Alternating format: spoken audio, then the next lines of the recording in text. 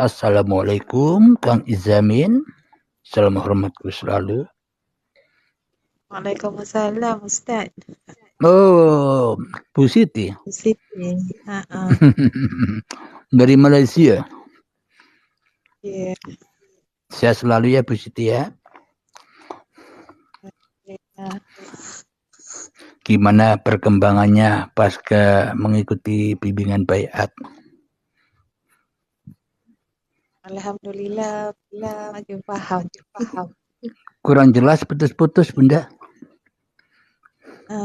Alhamdulillah, makin paham. Alhamdulillah, mudah dipahami kan? Yang selalu Ustaz cerita macam ikan di laut kan. Macam kita ni di ruang kosong ni lah. Maksudnya Allah dah meliputi kita. Kita dah di dalam Allah. Alhamdulillah. Ini kita sapa dulu kakang kita menembus hijab. Assalamualaikum Kang Mas. Waalaikumsalam Bang Urip. Inggih rahaju saking tumbati saking pundi?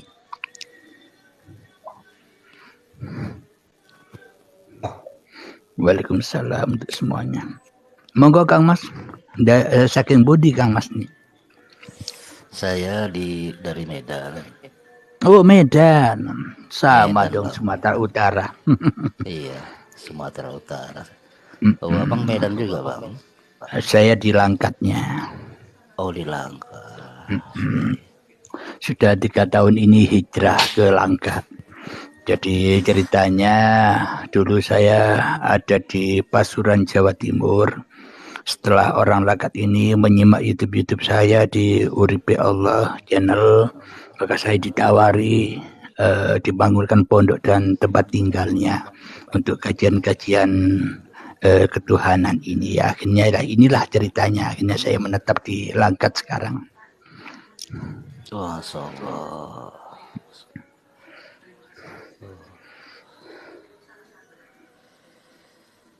Waalaikumsalam si pelayar. Kira-kira apa yang sudah terangkan tadi, kira-kira bagaimana tanggapan Kang Mas? Silahkan Kang Mas.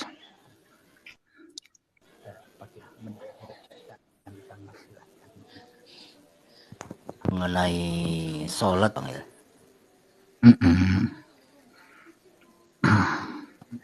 Inna sholata tanha anil fahsya'i wal munkar. Itu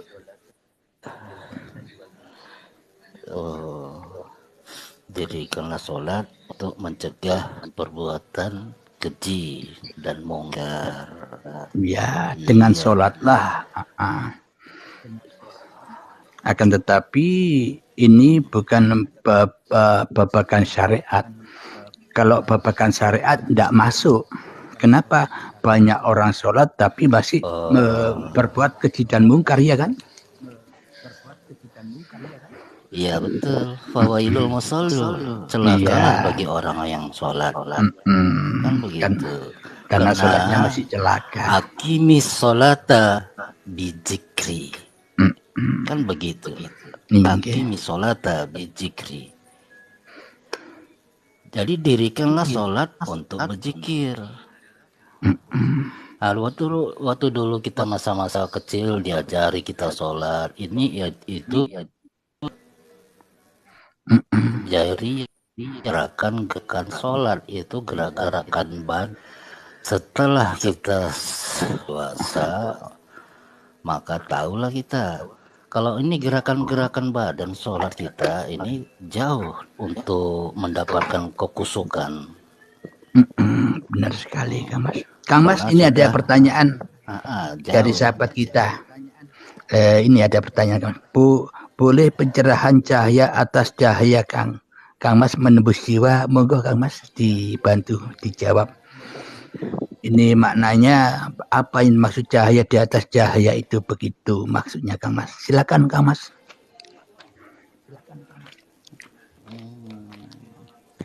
Nur ala nur, cahaya di atas cahaya ya. Okay. Jadi Allahun Muhammad jasadun. Jadilah bernama Allah. Jasad itulah Muhammad. Nah, zat Allah itu mentajalli menjadi Nur Muhammad. Jadi dengan inilah tingkat wahid segala macam bumi, langit, semua serta isi-isi. Kan tuh. Jadi cahaya, jika ingin tahu, lepaskan semua atribut-atribut pada diri. Kalau masih ada diri, itu belum mendapat cahaya di atas cahaya. Ini cahaya di atas cahaya ini kita temukan hanya masih dalam wadah ahad. Ahadiyah. Kan peringkatnya ahadiyah, wahidiyah, wahdah, wahidiyah. Kalau masih ada sebut perkataan, suara, ini masih makhluk. Jadi laisa kamislihi inilah yang cahaya di atas cahaya, maksudnya ini arahnya. Jadi keluar kita dari diri, keluar. Jadi kita memandang, kemana kamu memandang, di situ hak wujud Allah Ta'ala. Tak ada lagi nur-nur yang lain. Nah, jadi gitu aja Kang Bang Urip. Alhamdulillahirabbil alamin.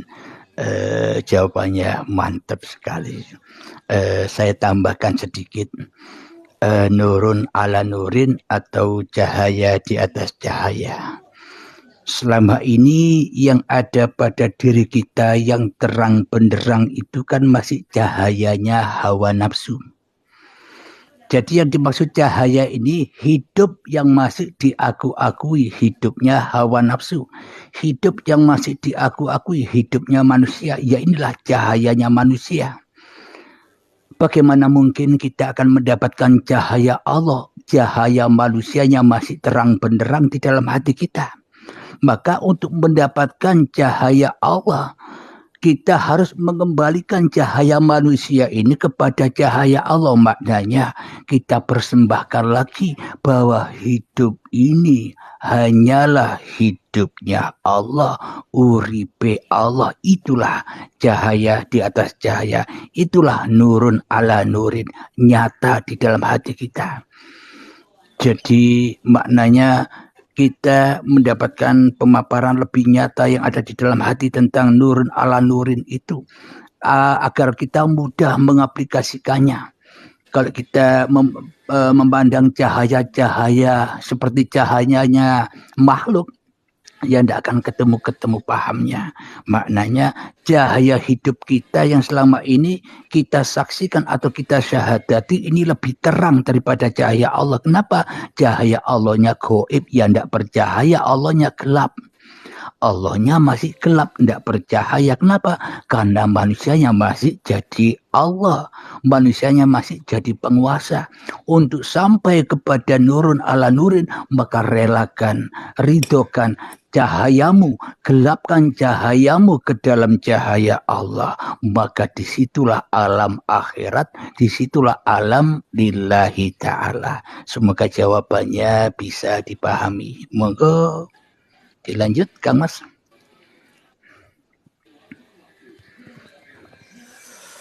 Saya pikir sudah pas itu Bang.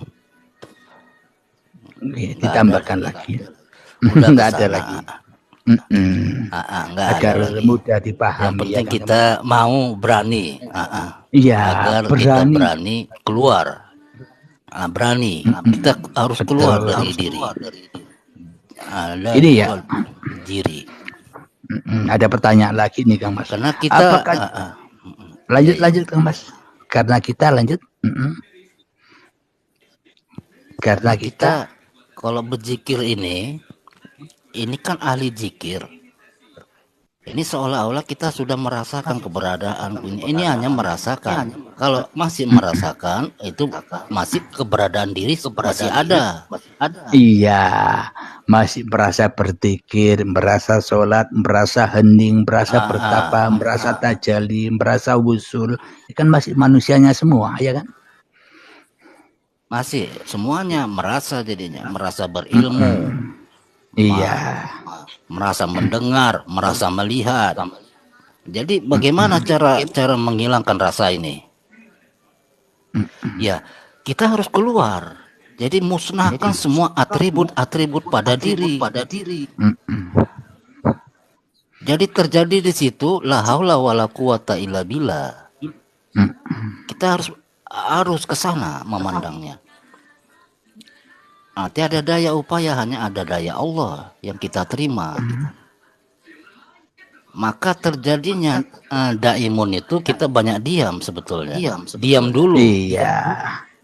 Diam maknanya dulu kita. Jadi makhluk lagi, ya kan? Jadi makhluk lagi.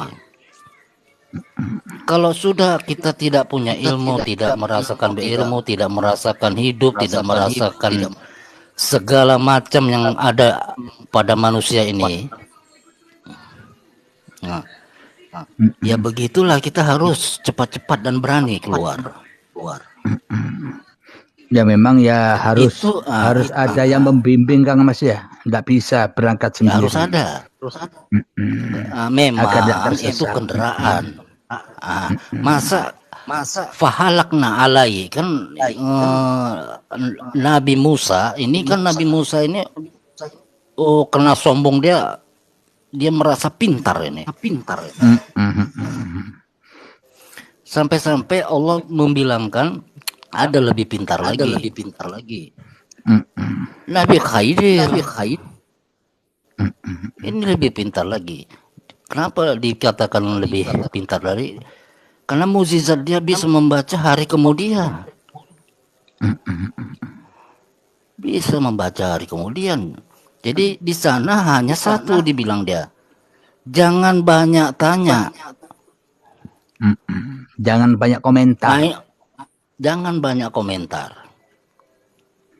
Jadi jangan semakin kita banyak komentar begini begitu, karena apa? Sebab musibah ini kacau kita. Semakin jauh. Karena yang kolbu itu letaknya di bawah. Itu ya. Kalau kolbu tidak bisa berpikir, kolbu hanya bisa mengenai. Kalau otak ini yang berpikir, ngapal, mengingat. Kalau kolbu ini sifat-sifat ma'ani, mengenai ada di kolbu.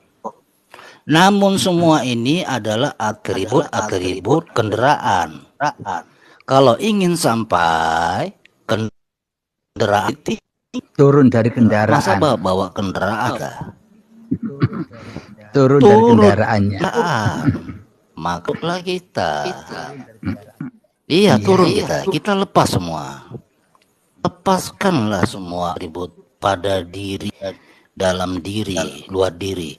Maka terjadilah tidak berhuruf, tidak bersuara. Kan begitu dia. Kang Mas, ini ada pertanyaan lagi nih dari sahabat Nur Hadi. Apakah cahaya di atas cahaya yang ada di dalam diri kita bisa dilihat? Ya tentu bisa dilihat. Kita bisa merasakan cahaya hawa nafsu kita sendiri. Cahaya hidup yang selama ini kita akui sebagai hidup kita. Kan kita bisa menyaksikan cahaya diri kita. Maknanya kita bisa menyaksikan, kita meyakini selama ini. Bahkan kita mensahadati keberadaan diri kita sendiri.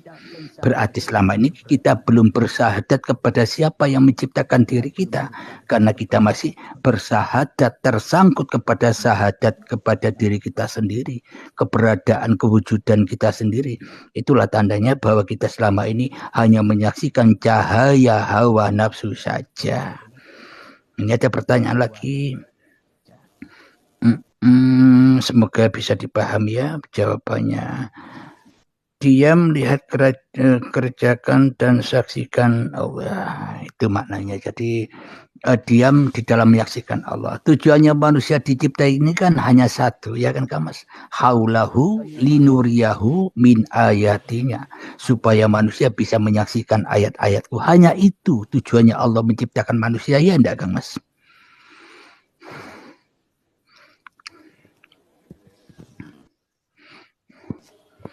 Ya kan, di dalam surat Al-Isra itu. Padahal di dalam surat Al-Isra itu tidak ada kata-kata sholat. Subhanalladzi asra bi'abdihi laylan minal masjidil harami lal masjidil aqsa alladzi barakna haulahu linuriyahu min ayatina innahu huwas samiul basir. Mana ada kata-kata yang di dalamnya menerima perintah sholat 5 waktu? Tidak ada kan? Yang ada hanya supaya manusia bisa menyaksikan ayat-ayatku, maknanya supaya manusia bisa mengenal aku. Itu tujuan manusia dicipta. Makanya itu pelajaran di dalam syariat itu semuanya bertujuan kepada itu semua. Maka dari itu dasarnya syariat harus makrifat dulu, baru benar syariatnya. Baru benar syariatnya. Maknanya menjadi syariatullah, menjadi lillah. Bila tidak makrifat maka syariatnya tenggelam, dibakar di dalam cahaya manusianya. Di aku ini syariatku, ini sholatku, ibadahku. Ya tambah jauh manusianya dari Tuhannya. Bukankah begitu Kang Mas Muhammad? Kang Mas menembus hijab.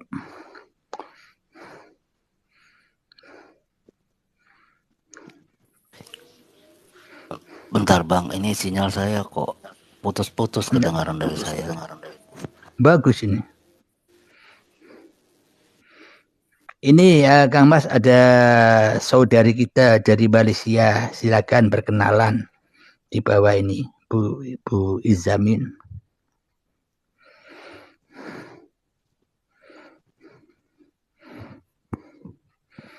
Silakan yang di bawah. Adakah pertanyaan lagi? Semoga jawaban-jawaban kami di atas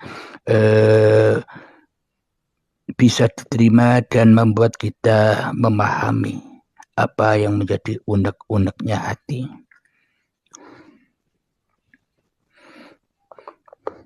Silakan disapa itu Bunda, saudara kita dari Medan itu. Tidur ya Bunda? Nyemak.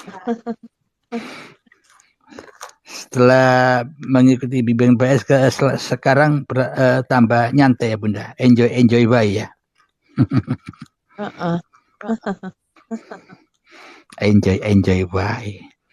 Karena selama manusianya belum mengenal Tuhannya, seolah-olah manusianya bisa pergi menuju Tuhan. Seolah-olah manusianya bisa bertajalli kepada Tuhan. Seolah-olah manusianya bisa makrifat kepada Tuhan. Padahal bila selama masih kendaraan-kendaraan yang merasa bisa tajalli, merasa makrifat, merasa bisa berbuat ini, belum masih ditungganginya, belum turun, katanya Kang menembus jiwa tadi, ya selamanya ya masih manusianya, tak akan pernah bisa bertajalli. Jadi sebenarnya yang bertajalli, yang wusul, yang mi'raj itu bukan manusia, tapi Allah sendiri yang bertajalli padaku, pada Anda semua, ya enggak? Iya, betul Bang. Mantola qaubal binafsi man kafaro. Siapa mencari Allah, keluar dari dirinya. Betul sekali. Kau masih Assalamualaikum Bunda Yasmin dari Medaling Natal, Medan juga Pak, Sumatera. Dari Kabupaten Mandailing Natal, Madinah. Ya, ini Kang Mas dari Medan juga ini, Bunda. Silakan berkenalan. Oh, Waalaikumsalam. Kang Ini Ibu apa Sapri, ya, Ibu alhamdulillah. Izamin Saya Ya, Siti. dari Malaysia. Uh-uh. Hmm, barusan dapat 1 bulanan ikut bimbingan baiat Bunda, Bu Izamin dari Malaysia. Alhamdulillah. Baru belajar. Nggak apa-apa Bunda. Saya juga belajar. Dulunya selalu dikejar-kejar penyakit disihir orang katanya. Iya Bunda Izamin. Iya. Oh gitu ya. Ya apa ceritakan Bunda Izamin. Mbak cerita sedikit. Setahun. Iya, Saya dan ceritakan aja Bu. pendekkan cerita lah ya. Iya. Sebelum saya sakit, saya pernah berdoa dengan Allah. Saya nak mendekatkan diri padanya. Tetapi bingung di luar sana macam-macam fahaman. Kang Yusri, Boleh dengar selamat ke? datang. Boleh, iya Ya, bisa didengar. ya didengar Bunda. Saya bingung di luar sana banyak fahaman umat Islam. Sedangkan saya ni bukan santri. Iya. Saya minta Allah jumpakan guru yang boleh bimbing saya menuju jalan hakikat makrifat. Iya Bu, bagus Bu. Setelah saya berdoa tu tak lama tu Allah datangkan ujian saya kena sihir. Dalam saya sakit tu saya tak tahu saya kena sihir berbulan-bulan. Saya cuma berusaha berzikir, mencari ilmu daripada YouTube untuk merawat diri saya. Iya. Sampai satu ketika dalam mimpi saya diberitahu ada seorang lelaki pakai songkok, dia kata ini sihir. Bila saya dapat mimpi tu baru saya mula merawat dirilah, cari perawat. Iya. Rupanya sihir ni orang hantar benda-benda yang iblis, setan, jin, kafir macam tu lah. Iya. Yang melalui perawat tersebut. Jadi kalau pergi hospital memang doktor tak boleh rawat. Iya. Hanya kekuatan saya itulah mencari daripada YouTube macam mana nak merawat. Mula-mula dengan zikir lah. Bila jumpa perawat macam-macam lah. Ada yang suruh berzikir banyak-banyak tapi makin teruk. Saya punya sakit makin teruk. Iya, betul Bu. Allah perjalankan lagi maksudnya beberapa orang perawat lah. Saya berubat. Tapi pun macam tu juga.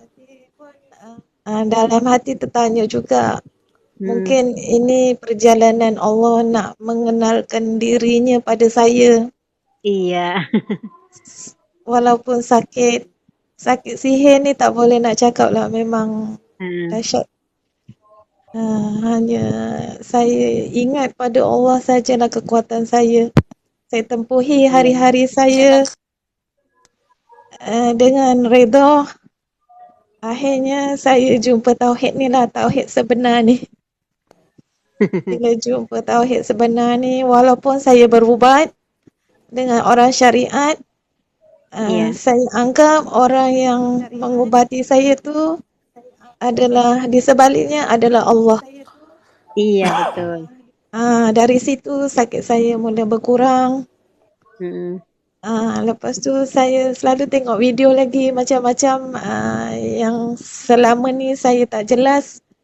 Baru saya tahu rupanya kita ni ibarat sebenarnya kita mati. Rupanya hanya Allah yang mampu berzikir. Iya, betul Ah, Bu. dari situ Kita rupanya akidah saya selama ni tidak betul. Allah nak tunjukkan bahawa tauhid yang saya pegang selama ni tidak betul. iya, begitulah Bu jalannya Allah memberikannya kepada kita biar kita kembali kepada Allah juga gitu. Hmm, Dikasih penyakit. ya, baru saya sedar Hmm. bila saya baiat dengan Ustaz. Ustaz Hmm. cakap bila kita dah bertemu Allah, setan tu semua tak ada lah sebab Allah Iya, dah protect. Dia dah sama. keluar. Nah, nggak ada semua Bu, cuma Allah yang ada. Ah, dari situlah Alhamdulillah rupanya inilah rahsianya Allah berikan Iya. sakit itulah Mm. uh, Kita setahun disiksa dulu lebih ya kan. Bu. Kita Ah, disiksa dulu. ya, sebab dosa kita terlalu banyak tanpa kita sedar sebab kita tak mengenalnya tapi kita beribadat. Iya. Ah, saya juga kayak kayak ibu juga dulu sakit bertahun-tahun Bu. Inilah perjalanannya rupanya orang nak mengenal Allah ni memang dipuji. Hebat lah. Iya, kalau bertemu dengan Allah kita kena siksa dulu ya Bu ya. Ya, hanya ingat Allah sebenarnya bukannya bila kita dah belajar hakikat makrifat bukan kita yang ingat sebenarnya Allah yang ingat kita. Iya. Tapi kan kita dulu belajar makrifat manusia, jadi kan penyakitnya nggak sembuh-sembuh. Iya, sebab bila berubat masa berubat tu kurang tapi bila balik dia serang lagi.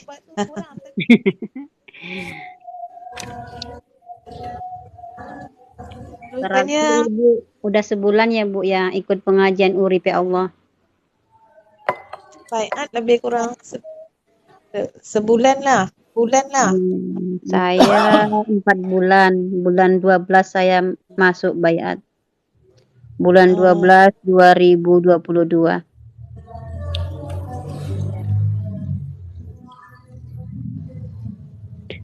Bunda Alhamdulillah. Yasmin awalnya bagaimana dulu? Oh, kalau saya gini, Ibu Izamin, gini saya ceritakan sedikit ya.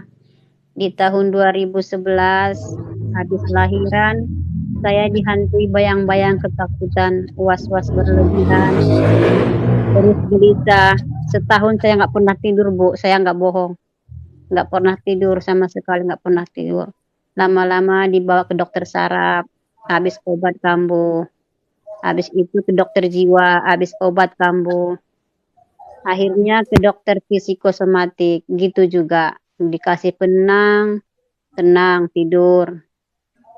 Bertahun-tahun terus, dari 2011 sampai 2022, akhir saya dipertemukan Allah dengan pondok Urip ya Allah. Alhamdulillah, nggak bisa lagi diungkapkan dengan kata-kata Bu. Saya yang merasakan gitulah. Betapa bahagianya hati saya gitulah. Rupanya rahasia Allah itu kita kena siksa dulu lah. Tapi kita nggak ngerti dulu ya Bu ya. iya, Cuma kita nangis, sholat nangis gitu aja. Mengeluh iya. terus. Nah, Uh, karena dulu Tuhannya goib. Makanya kitanya nggak nyaman. iya. Saya Masa pendekkan aja lah ceritanya Bu. Gitulah penyakit saya ada 10 tahun was-was ketakutan berlebihan. Takut matilah, takut miskin lah, takut segala-galanya. Segala-galanya. lama ya, 10 tahun. Lama siksaannya Bu.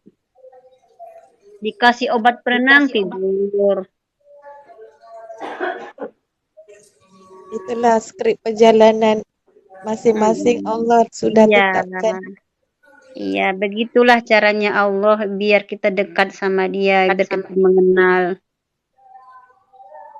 Dia lebih tahu macam mana nak mendidik kita untuk mengenalnya. Iya. Sekarang kan udah itu, udah tenang. Apa yang kita lakukan, udah dia segala-galanya di hati kita gitu, nggak ada lagi yang lain. Iya, sama. Saya nasib baik setahun lebih sahaja. Nggak bercabang-cabang lagi, udah aku yakin gitu. Heeh.